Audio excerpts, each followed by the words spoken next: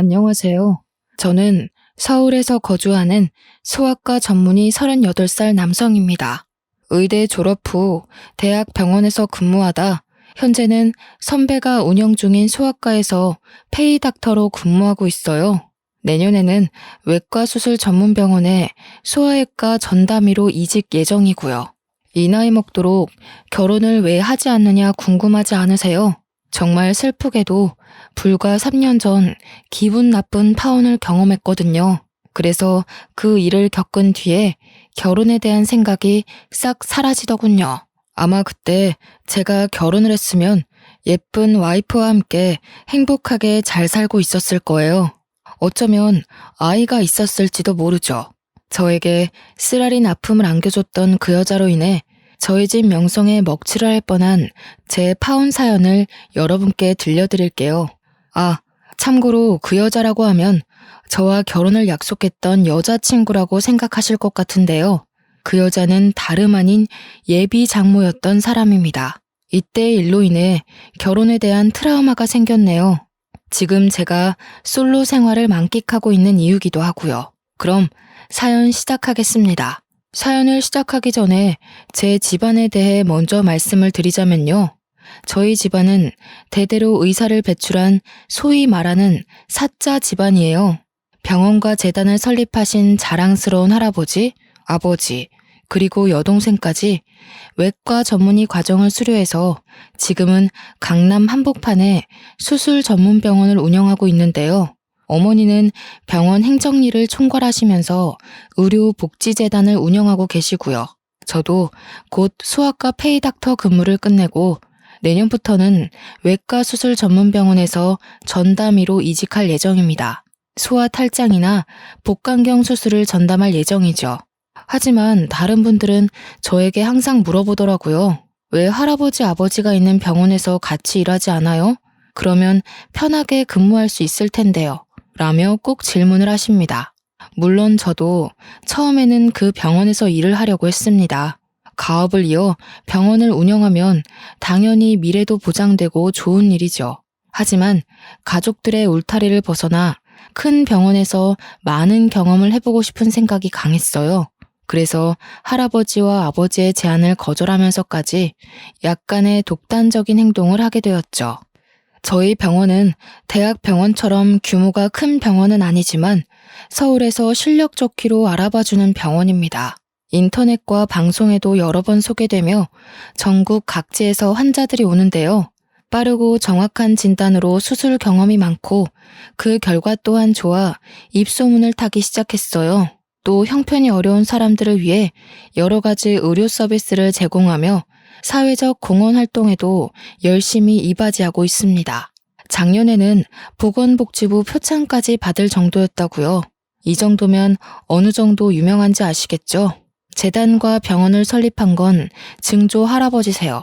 할아버지 말씀으로는 할아버지 아버지, 그 훨씬 이전부터 약방을 운영하셨다고 합니다.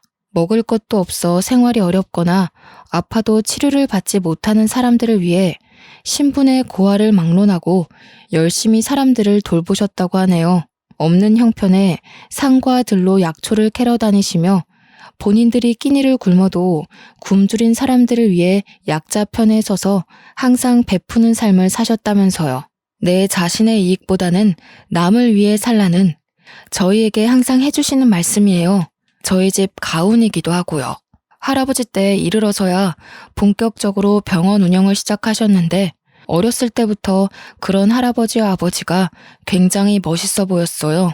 저와 여동생은 자연스레 의사라는 꿈을 가지게 되었죠. 그렇게 밤낮 없이 코피까지 흘리며 열심히 공부해서 노력한 탓에 지금에 이르렀는데요. 부모님은 꼭 의사가 아니더라도 원하는 일을 하고 살라며 묵묵히 뒤에서 응원을 해주실 뿐이었죠.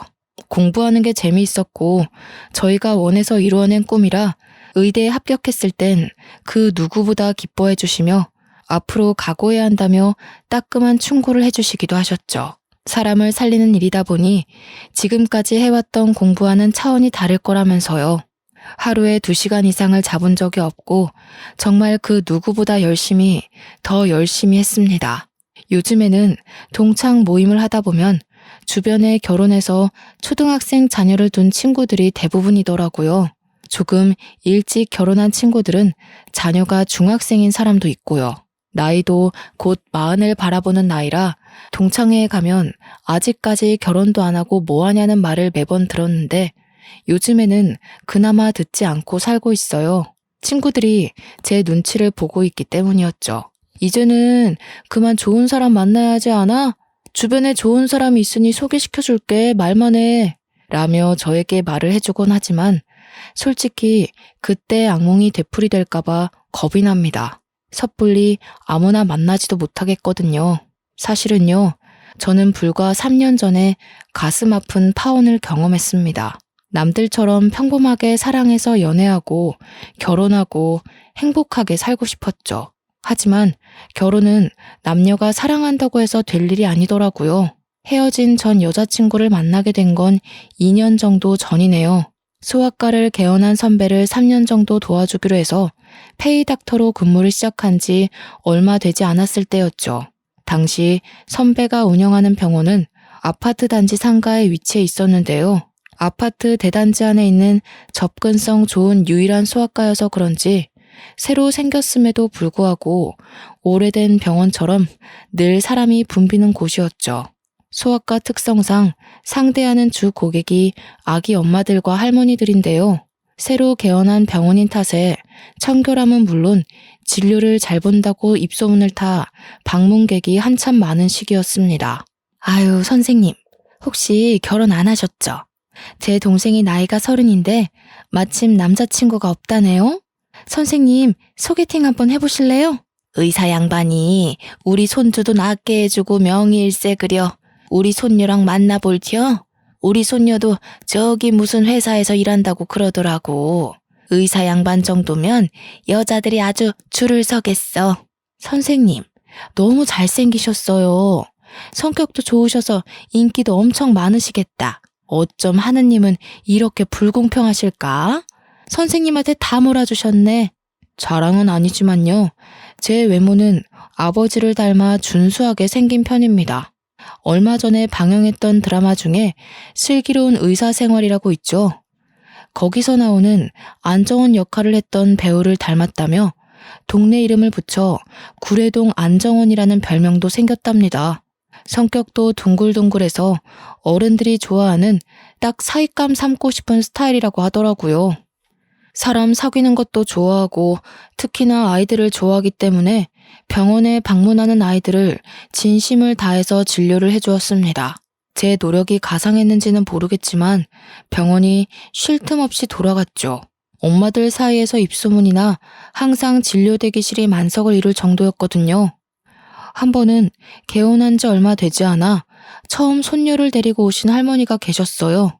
아들 부부가 손녀를 맡기고 여행을 갔는데 손녀가 감기 기운이 있는 것 같아 데리고 오셨다 했죠.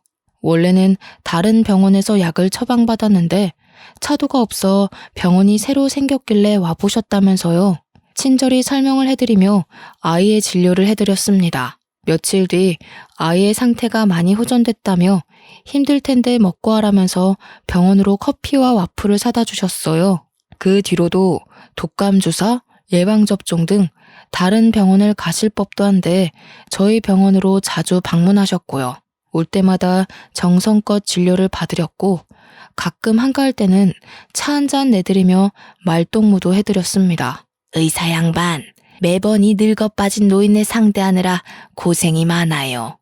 아침에 손녀 유치원에 보내고 나면 늘 혼자 있는 시간이 쓸쓸해서 동네를 한 바퀴 돌곤 하는데 집에 들어가기 전에 마지막으로 들리는 곳이 병원이라오. 손녀가 있을 땐 핑계라도 대면서 왔지. 가끔 진료가 방해되면 어쩌나 하는 생각에 집으로 그냥 가기도 했다오. 아니에요, 할머니. 제가 사람을 얼마나 좋아하는데요. 왜 그냥 가셨어요? 물론 바쁘면 힘들 수는 있겠지만 언제든지 편하게 놀러 오세요.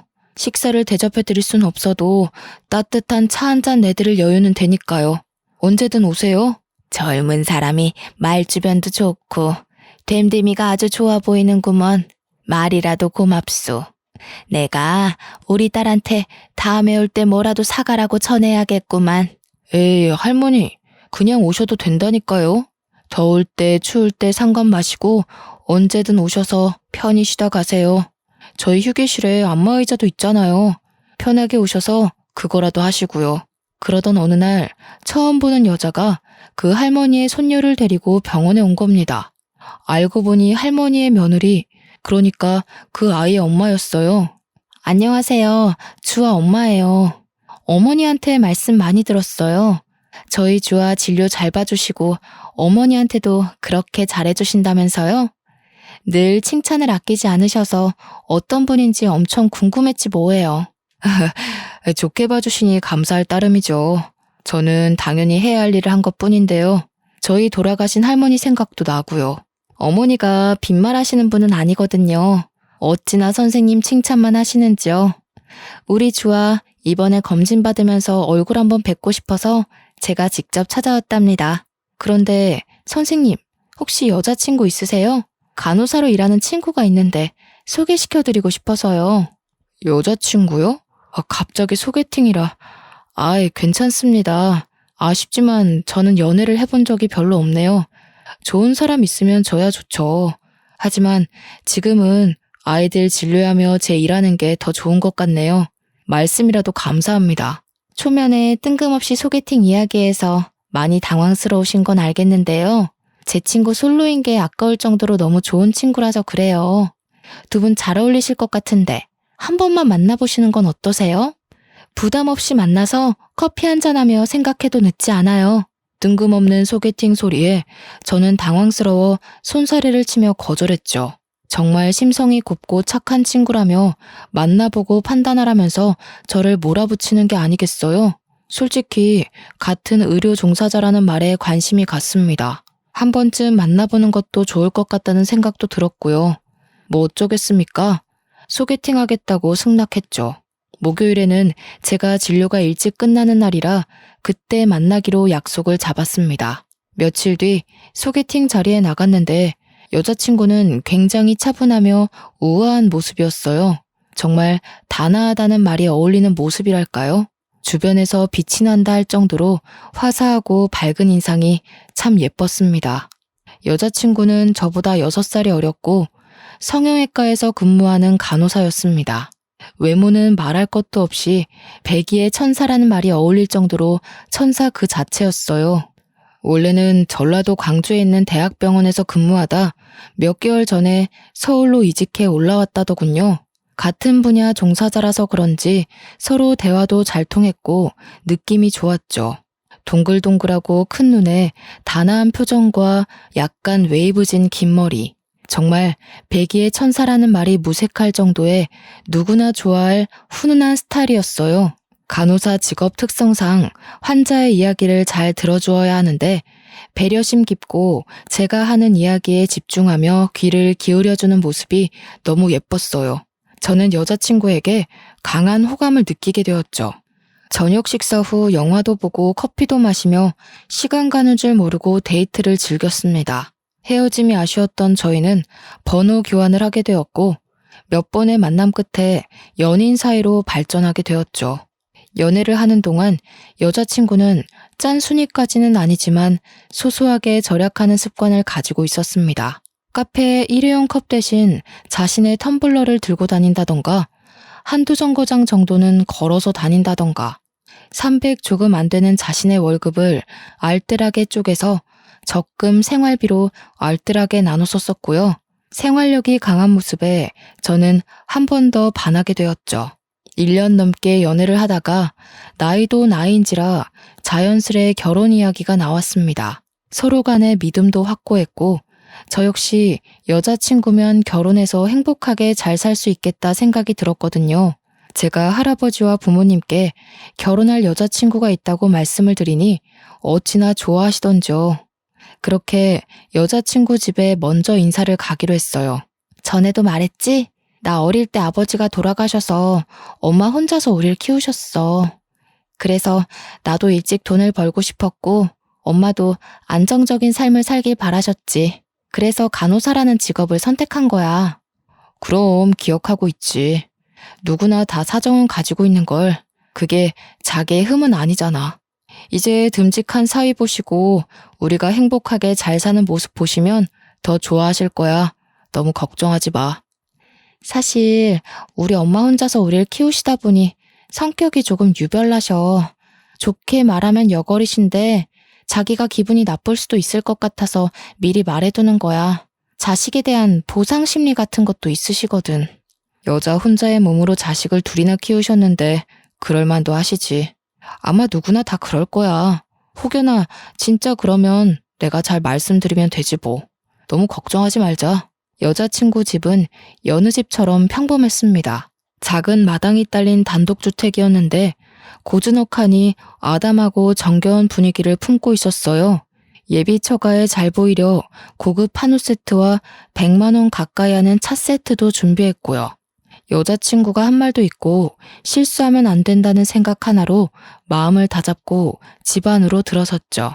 심드렁한 표정의 예비 장모님과 밝은 표정의 예비 처제가 반갑게 맞아주었어요. 안녕하세요. 임지윤입니다. 하나와 결혼을 전제로 만나고 있어요. 미리 인사드리지 못해 죄송합니다. 이렇게 인사를 드리게 되었네요. 형부, 언니, 오느라 고생 많았어요. 식사는 아직 안 했죠? 그런 줄 알고 엄마랑 내가 열심히 준비해놨어요. 어서 들어와서 식사 먼저 해요. 듣기만 했지 생각보다 나이가 더 들어 보이네. 우리 하나랑 6살 차이라고 했던가? 띠동갑이라고 해도 믿겠어. 가만 보자. 좀 생긴 걸 보니 여럿 여자 좀 울려봤겠구만. 어머님, 제가 그래도 동안이라는 소리 좀 들어요. 하나가 누굴 닮아 미인인가 했는데 바로 어머님을 쏙 빼닮았네요. 어머니도 정말 미인이십니다. 사람들한테 하나 언니라고 해도 믿을 것 같은데요. 어떤 걸 사올지 한참 고민하다 제가 겨우 골라왔는데 마음에 드실지는 모르겠네요. 무겁게 뭐하러 이런 것까지 가져오세요. 그냥 오셔도 되는데요. 그리고 엄마는 처음부터 무슨 말을 그렇게 형부 난감하게. 일단 다들 같이 식사부터 하자고요. 언니도 얼른 형부 데리고 들어오고. 네, 제가 나이가 많은 건 사실입니다. 그런데 처음 만나는 자리인데 좀 너무한 거 아닌가요?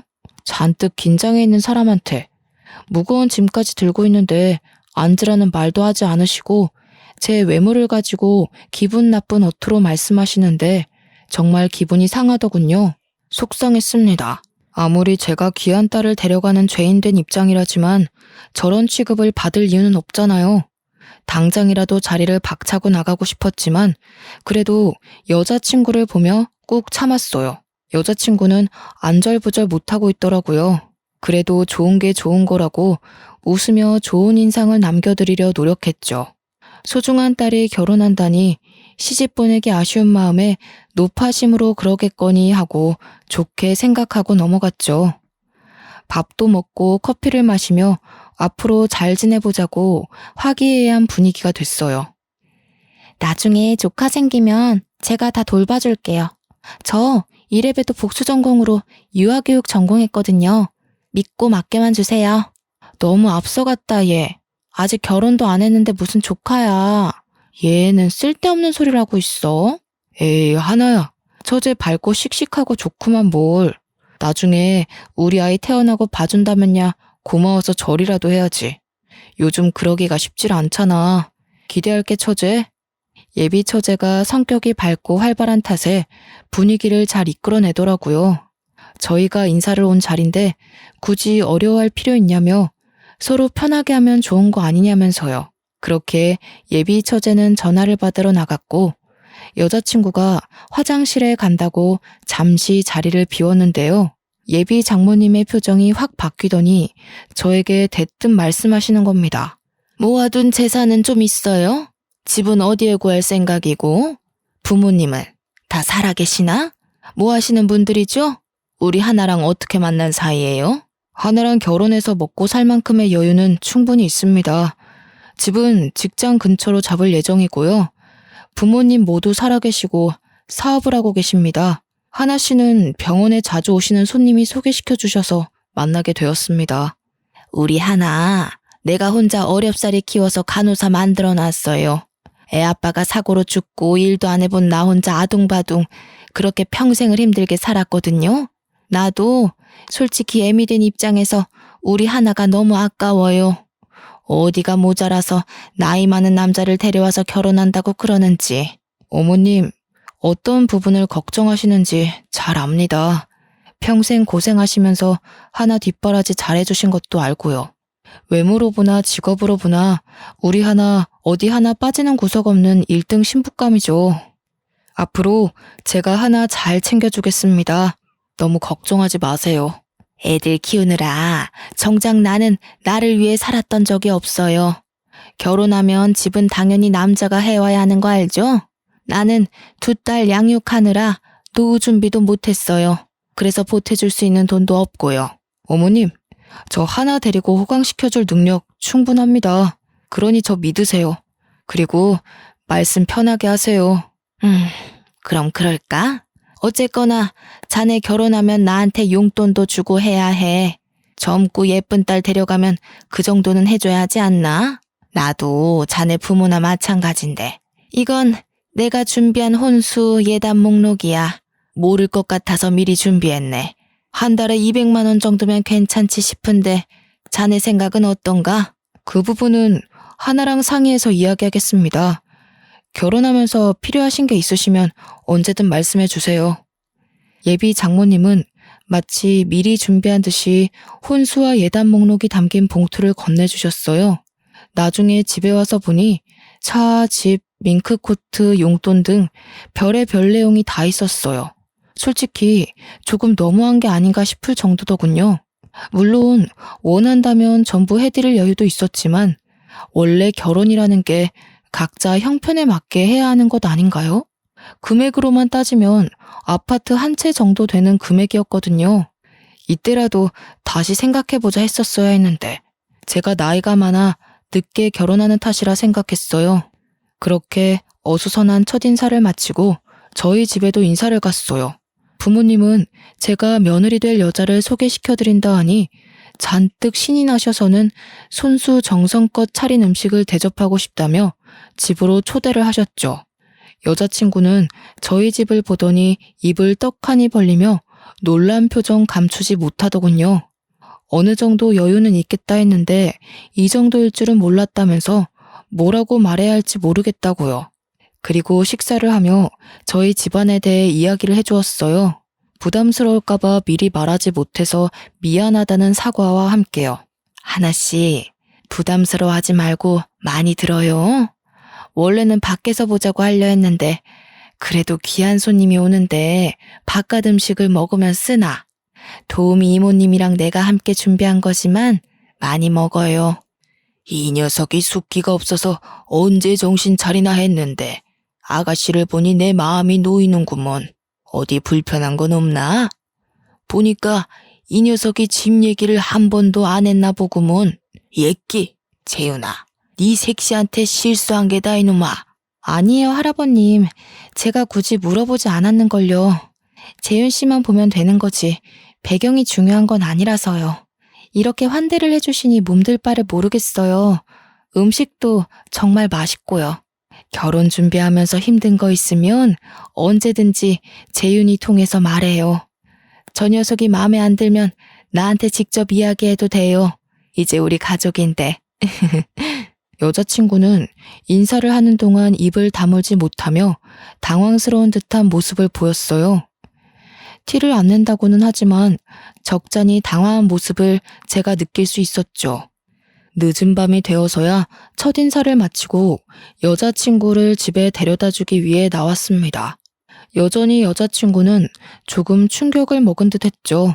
집으로 바래다 주는 차 안에서 갑자기 흐느끼며 울기 시작하더라고요. 재윤 씨, 나 솔직히 내가 너무 초라해 보였어. 내가 너무 속물 같더라고. 자기에 비하면 한없이 부족한데 이런 나여도 결혼할 수 있겠어? 괜찮겠어? 아니, 왜 그런 거 가지고 울고 그래, 난감하게. 돈이 많고 적고가 뭐가 중요해. 내가 그깟 돈 따지면서 사람 만나는 걸로 보여? 나는 서로 좋아하고 진실된 마음 하나면 충분해. 그러니 울지 마. 예쁜 얼굴 못난이 된다. 그렇게 양가 집에 인사를 끝나고 본격적인 결혼 준비에 들어갈 무렵이었어요. 예비 장모가 저에게 따로 연락을 해서 만나자고 하는 겁니다. 마침 점심시간이기도 했고요. 식사 대접을 해드리고 커피를 마시며 웬일로 일은 힘들지 않냐는 둥 다정한 말투신 겁니다. 그러다 저에게 말을 안 했었다며 품위 유지비 명목으로 1억을 더 요구하는 게 아니겠어요? 건네준 혼수 예단 목록을 돈으로 환산하면 총 3억 정도 되는 금액입니다.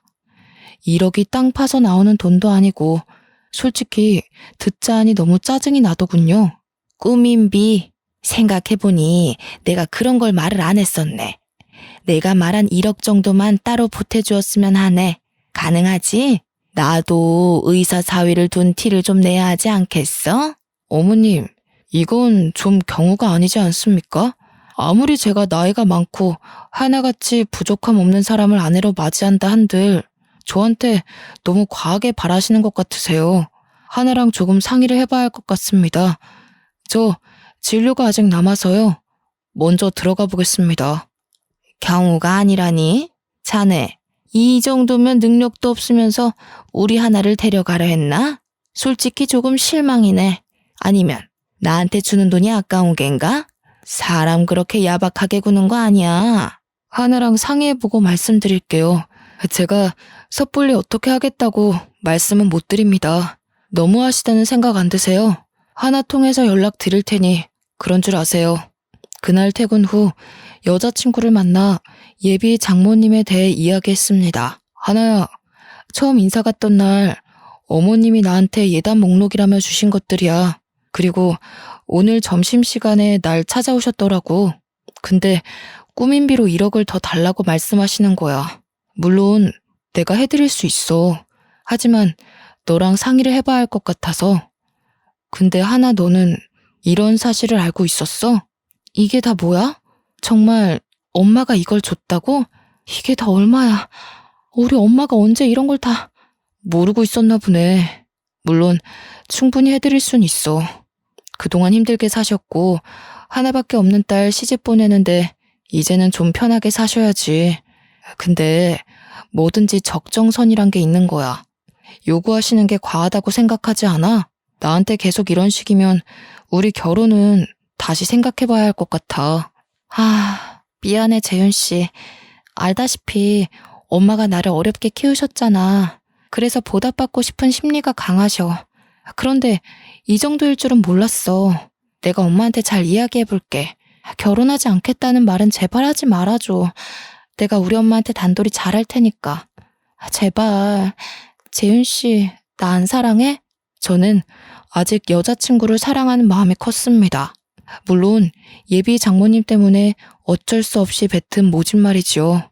저는 마지막 기회다 싶어 예비 장모님이 다시는 이런 행동을 하지 말 것을 약속받고 결혼을 재개하기로 했어요. 이런 일이 있다면 여자친구를 통해 이야기를 하라는 말을 전달드리면서요. 며칠 뒤 조금 잠잠하나 싶더니 예비 장모님이 연락을 하셨습니다. 제가 바빠서 휴대폰 전화를 받지 못하자 병원으로 전화를 하셨더군요. 자네, 어떻게 그럴 수 있나? 내가 실수를 조금 했기로써니 하나를 얼마나 쥐잡듯 잡았으면 나한테 와서 소리를 치냔 말이야. 내가 자네한테 과한 부탁을 한 건가? 그게 그렇게도 과해? 우리 귀한 딸 데려가면서 그 정도 할 생각은 했어야 하는 거 아니냐고. 자네, 실망이 크네. 자네, 내가 생각이 짧았네. 내가 그랬으면 안 되는 거였는데 실수했네. 예단은 내가 줄여서 다시 보내주겠네. 미안하네. 정말 극과 극이지 않나요? 더 웃긴 건 뭔 줄 아세요? 저렇게 전화와서 화를 내고 억지를 부리며 악다구니를 쓰시다가도 어느 날엔 자신이 생각이 짧았다며 누그러진 모습을 보이신다는 겁니다. 그러다 또 며칠 뒤엔 아무리 생각해도 이건 자신이 억울하다며 돈을 더 달라는 둥, 물론 여자친구는 이런 사실조차 모른다는 거죠. 어른한테 죄송한 말이지만 정말 돈에 환장하신 건가 미친 거 아닌가 생각이 들더군요. 중요한 건 차라리 여자친구를 통해 당당하게 이런 이유가 있으니 이런 식으로 해달라 요구를 하면 좀 나았을 겁니다. 자식 팔아서 장사하려는 것도 아니고 이게 뭡니까? 그렇게 하루가 멀다 하고 연락해서 잔소리를 해대는 통에 이건 정말 아니다 싶은 생각이 들었습니다. 마침 그날 환자도 많고 바쁘고 정신없었지만 스트레스가 이만저만 아니었거든요. 오래의 고민 끝에 여자친구와 저녁 약속을 잡았습니다. 하나야, 나 더 이상은 못 참겠어. 어머님 해도 해도 정말 너무하시는 거 아니야? 그때 이후로 시도 때도 없이 전화 오셔서 본인 할 말만 하시고, 내가 전화를 안 받으면 병원에까지 전화하시고, 내가 선배랑 간호사들 볼 면목이 없어. 나한테는 별말 없어서 나는 정말 아무것도 몰랐어. 병원에 전화까지 하셨다니 도대체 엄마는... 재윤 씨, 정말 미안해. 내가 대신 사과할게. 내가 분명 잘 말했는데... 내가 너한테 화낼 건 아니지만 도대체 이게 무슨 경우야? 한두 번도 아니고 이런 황당한 부탁까지 들어가면서 결혼할 수는 없어. 1억이 땅 파서 나오는 돈도 아니고 왜 그렇게 돈에 욕심을 내시는지 이해를 하려고 해봐도 납득이 안 가. 우리 이 결혼 진지하게 다시 생각해보자. 정말 미안해, 재윤 씨. 엄마한테 다시 확인해보고 이야기해볼게. 그렇게 2달 정도의 꽤 오랜 시간이 지났어요. 모처럼 휴일을 맞아 집에서 음악을 들으며 책을 읽고 있는데 여자친구에게 전화가 왔습니다. 힘도 없고 가라앉은 목소리로 할 말이 있으니 만나자 하더라고요. 저도 어느 정도 화가 누그러지고 대화가 필요한 시기인 것 같아 알겠다고 했죠. 오랜만에 본 여자친구는 많이 초췌하고 야윈 모습이었어요. 생기 있고 발랄하던 모습은 어디 가고 피곤에 찌든 모습과 얼굴에 그늘이 가득하더라고요. 재윤 씨, 그동안 잘 지냈어? 나 많이 초라하지. 예쁜 모습으로 기억돼야 하는데 그러질 못해서 미안해. 할 말이 있어서 보자고 했어. 그러면서 그동안 있었던 일을 모두 저에게 말해주었습니다. 2달 정도 되는 시간 동안 예비 장모님을 끊임없이 설득했다고요. 그런데 저한테 돈을 요구하는 게 씨알도 안 먹힐 것 같으니까 여자친구 몰래 결혼정보업체에 웃돈까지 건네가며 선자리를 알아보셨다는 거 아니겠어요? 하도 죽겠다는 소리를 하며 가출도 몇 번 하시고 고집불통의 통제불능인 상태셔서 어쩔 수 없이 몇 번의 선자리에 울며 겨자 먹기로 나갔다는 겁니다. 그런데 맞선 상대로 나온 남자들이 하나같이 나이가 많거나 이혼을 했거나 자식이 딸려도 직업이 별로여도 돈 많은 남자들이었다는 거예요. 물론 자기를 어렵사리 키워준 엄마의 은혜는 어떠한 것으로 보답해도 모자라지만 그런 식으로 자기를 이용해 장사하려는 심부를 견딜 수 없었다고 하는 겁니다. 재윤 씨 만나러 집을 나서는 순간에도 맞선 자리를 알아보시더라고. 내가 집을 나와 연락을 끊어보기도 하고 울면서 제발 그러지 좀 말라고 하소연을 해도 엄마는 내 얘기 듣지도 않더라. 차라리 내가 혼자인 게 나은 것 같아. 어떻게 그렇게까지 하실 수가 있어. 정말 너무하시네. 우리 서로 사랑한 시간도 있고 결혼을 약속한 사이지만 미안해, 재윤 씨. 남들한테 피해만 주는 것 같아서 죄책감 때문에 잠도 잘 못 자겠어. 도저히 이대로는 안 되겠어. 우리 결혼 없던 걸로 하자. 저와 여자친구는 밤 늦은 시간까지 길고 긴 대화를 나누었습니다. 결국은 헤어짐으로 마무리됐고요. 앞으로 연락하는 일은 없을 거라며 그동안 미안했다며 서로 아쉽고 또 안타까운 마음에 아무 말도 못하고 서로 부둥켜 안으며 울기만 했습니다. 그렇게 여자친구를 보낸 뒤 며칠 동안은 비련의 여주인공처럼 저도 눈물을 흘리며 여자친구를 그리워했습니다. 그것을 감수하지 못한 제가 나쁜 놈인가? 그런 상황에 처한 여자친구를 감싸주지 못한 제가 못난 놈인가 하며 스스로 자책도 많이 하고 괴로웠죠. 표정도 없이 사람들을 응대하고 어느 날은 술에 쩔어 폐인처럼 살기도 했지요. 아직 여자친구와 이별에 대한 슬픔이 채 가시지도 않았는데 예비 장모님이 연락을 해오셨습니다. 자네 어떻게 이럴 수 있나? 내가 그깟 돈 좀 달라 했다고 우리 하나를 버려? 너 지금 제정신이야? 어떻게 우리한테 이럴 수 있어? 의사면 다야? 없는 사람 그렇게 무시해도 돼? 이 싹퉁 바가지 없는 새끼. 네? 방금 뭐라고 하셨어요? 제가 너무하다고요? 저희 결혼 없던 걸로 한 거 하나가 먼저 이야기한 겁니다. 그리고 이렇게 된 게 제 탓이라고 생각하세요? 지나가던 개가 웃겠네요. 뭐? 너 말 다 했어? 어른한테 뭐? 개가 어쩌고 어째? 네가 의사면 다야? 대단한 집안이면 다야? 내가 아주 망신을 한번 줘봐. 너 딱 기다리고 있어. 재수없는 놈 같으니라고. 아무 생각 없이 전화를 받질 말았어야 했습니다. 점심시간이어서 밖에서 선배와 함께 점심을 먹으며 이런저런 이야기도 하고 커피를 사들고 왔죠. 대기실에 팔짱을 끼며 잔뜩 화가 난 채로 앉아 계시더라고요. 설마 했는데 병원으로 직접 찾아오실 줄은 몰랐습니다. 김간, 커피 사왔어. 같이 먹자고. 대기 환자분들 많아? 오늘 예약 환자는 다 뭐 하시는 짓입니까? 너희 새끼 잘 만났다. 감히 어른을 기다리게 해? 너 때문에 우리 하나가 잘 다니던 병원도 그만두고 집에서 폐인처럼 지내는데 너는 이렇게 잘 먹고 잘 사는구나, 이 나쁜 놈. 애미애비도 없는 천하의 못된 놈. 이거 놓으시고 말씀하세요. 이게 도대체 무슨 경우 없는 행동입니까? 하나 보기 부끄럽지도 않으세요? 여기 병원입니다. 이거 놓으시라고요. 저를 보더니 그대로 달려들어 머리채를 잡으시는 겁니다. 저는 당황해서 대응도 못하고 왜 그러냐고 소리만 칠 뿐이었어요. 옆에 있던 선배와 간호사 선생님들이 어머니를 말리기 바빴고요. 들고 있던 커피도 놓쳐 바닥에 쏟아졌고 손님들도 있던 터라 병원은 순식간에 아수라장이 됐습니다. 간호사들이 붙어서 예비 장모를 겨우 떼어놓으니 분에 못 이겼는지 의자며 소품이며 손에 집히는 건 다 집어던지면서 난동을 피우시더라고요. 도대체 왜 이러시는 겁니까? 제가 말씀드렸죠. 저희 헤어진 거 제 탓 아니라고요.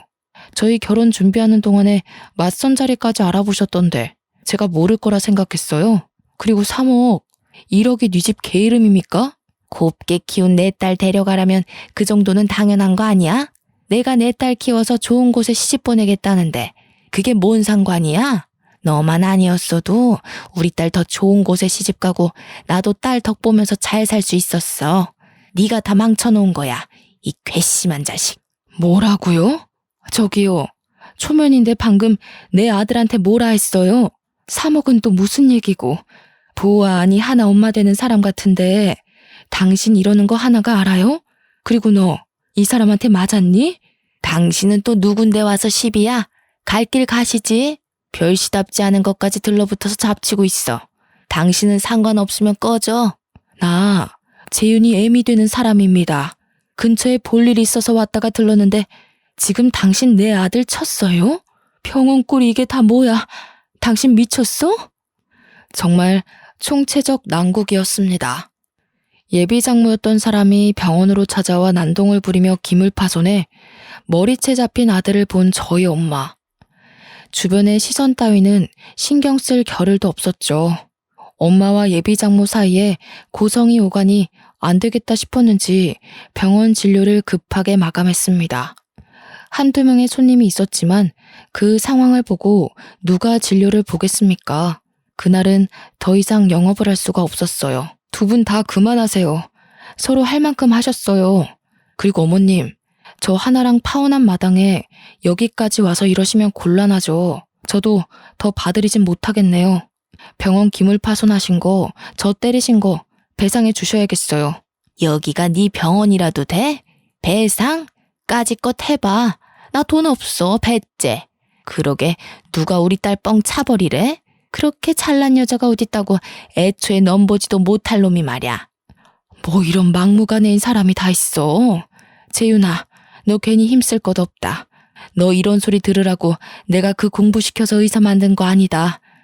김 변호사한테 전화해서 내가 알아서 처리할 테니 너는 가만히 있어. 아니, 당신은 아까부터 자꾸 왜 참견질이야? 돈이 그렇게 많아? 당신 그 잘난 아들이 우리 하나 버려서 우리 딸은 폐인 되어 가고 있는데 나도 피해 보상 좀 받아야겠는걸? 말 다 했어요? 피해 보상? 그래요. 한번 해봐요. 우리 집안 무시하는 것도 정도 것이지. 당신 내가 고소할 거야. 우리 재윤이를 무시하는 건 우리 집안을 무시하는 거나 마찬가지야. 얼마나 잘난 집안이길래 그렇게 당당하지? 당신 아들 내가 의사생활 못하게 아주 사회에서 매장시켜버리려니까. 결국 저는 예비 장모를 폭행죄, 업무방해죄로 고소했습니다. 물론 기물파손에 대한 피해보상금 청구까지요. 합의할 생각은 전혀 없었습니다. 고소를 진행하면서 그제서야 예비 장모님은 저희 집안에 대해 알게 되셨고 매일같이 연락을 해 잘못했다며 고소를 취하해달라고 사정을 하더라고요. 고소를 진행하고 재판을 앞둔 어느 날 부모님이 계신 집으로 여자친구와 예비 장모가 찾아왔습니다. 눈물 콧물을 다 짜내며 고소를 취하해달라고 사정하더라고요. 어머니, 재윤 씨, 정말 죄송합니다. 제가 엄마를 말렸어야 했는데 그러질 못했어요. 어떻게든 변상을 할 테니 고소만은 취하해주세요. 정말 죄송합니다. 제가 정신이 어떻게 됐던 모양입니다. 돈에 눈이 멀어 미쳤었나 봐요. 선처해주시면 쥐 죽은 듯이 조용히 살겠습니다. 병원 기물파손한 부분에 대해서는 어떻게든 변상하겠습니다. 제 딸아이를 봐서라도 한 번만 용서해주세요. 아무리 돈에 눈이 멀어도 그렇죠. 귀한 자식 팔아서 장사하려는 짓, 그거 진짜 못할 짓입니다. 없으면 없는 대로, 있으면 베풀며 살아야 되는 거 아니에요? 저희 돈 같은 거 하나도 안 따집니다. 하나 마음 씀씀이 그거 하나 봤어요. 대개 따님 어딜 가도 부족함이 없어요. 근데 그걸 망친 건 그쪽입니다. 그 돈은 제가 어떻게든 마련해서 드릴 테니 저를 봐서라도 한 번만 용서해 주세요. 제가 이렇게 빌게요. 어머니, 고소 취하 부탁드립니다. 딸 팔아서 장사를 한다뇨? 네네, 그건 말도 안 됩니다. 앞으로 그런 일 없이 착하게 살 테니 제발 고소만은 취하해 주세요. 이렇게 부탁드립니다. 앞으로 그렇게 살지 마세요. 자식 가지고 장사하지 말란 말이에요. 그렇게 살지 않겠다는 조건으로 고소 취하해 드릴 겁니다. 하나 얼굴 봐서 100번 1000번 참고 이야기하는 거고요. 이제 그만 돌아가세요. 하나야, 너도 할 만큼 했으니 어머니 모시고 집으로 돌아가렴. 내가 따로 연락하마. 정말 감사합니다, 어머니. 뭐라고 드릴 말씀이 없네요. 이 은혜 평생 잊지 않겠습니다. 정말 죄송하고 감사합니다. 잘못을 한 건 예비 장모님인데 왜 여자친구가 사죄를 해야 하는지 이해가 가질 않았어요. 그런 모습을 보며 저와 엄마는 마음이 아플 뿐이었죠. 사정을 하는 여자친구의 모습을 본 엄마와 저는 마음이 약해졌습니다. 당연히 예비 장모님을 생각하면 고소를 취할 생각은 전혀 없었지만요. 하지만 그냥은 넘어갈 수 없었기에 3천만 원의 합의금을 받고 고소를 취하해 주었습니다. 그 돈은 선배의 병원을 수리하고 망가진 장비를 구입하는 데 사용했고요. 엄마는 그런 못된 인간은 정신을 차리게 해주어야 한다며 아쉬워하셨어요. 한바탕 소란이 일고 전해 들은 소식으로는 여자친구가 다른 지역으로 이사를 갔다더라고요. 어디로 갔는지는 저도 모르겠습니다. 저는 선배의 병원을 그만두고 강남에 있는 아버지가 운영하시는 병원으로 이직했습니다. 선배한테는 병원에 근무하면서 신세 많이 지고 간다고 말을 건넸고요. 이직한 뒤에는 외과 전문 병원이라 그런지 수술도 많고 끼니를 제때 챙겨 먹지 못할 만큼 바쁜 나날을 보내고 있어요. 부모님께 병원 운영에 관한 것도 배우고 있고요. 할아버지가 늘 말씀하시던 것처럼 제 자신보다는 남을 위해 살아가는 인생을 살고 싶어요. 지금 이 글을 쓰는 이 순간에도 여자친구가 생각나지만 가슴 깊이 묻어두려 합니다. 독신으로 사는 것도 나쁘지는 않을 것 같아요. 시간이 약이라는 말이 있죠. 1년 정도가 지났을 무렵에서야 일에 취해 사니 이별의 아픔이 조금은 나아지더군요. 이별의 상처가 전부 아문 것은 아니지만 지금은 잘 살고 있겠거니 할 뿐이었죠. 깊은 사랑을 했던 터라 일부러 기억 속에서 지우려 해도 생각이 안 나진 않더라고요. 그런 가슴 아픈 이별을 겪은 뒤 저는 결혼에 대한 생각이 싹 사라졌습니다. 주위에서는 더 늦기 전에 해야 되는 것 아니냐며 좋은 사람을 소개시켜 주겠다고 난립니다. 부모님도 한 살이라도 젊을 때 다시 생각해보라며 할아버지한테 증손주 안겨드릴 생각 없느냐고 가끔 한 소리 하시고요. 저는 아마 남은 인생을 독신으로 살아가지 않을까 싶네요. 혹시 저처럼 이런 가슴 시린 일을 겪으신 분이 계신가요? 그렇다면 저의 사연을 읽고 조금이라도 공감과 위로가 되셨으면 좋겠습니다. 이별을 한다는 건 정말 슬프고 가슴이 미어지는 일이지만 겨울이 지나고 봄이 오듯이 언젠간 우리가 갖고 있는 상처도 아물 겁니다. 저의 긴 사연을 들어주셔서 감사합니다.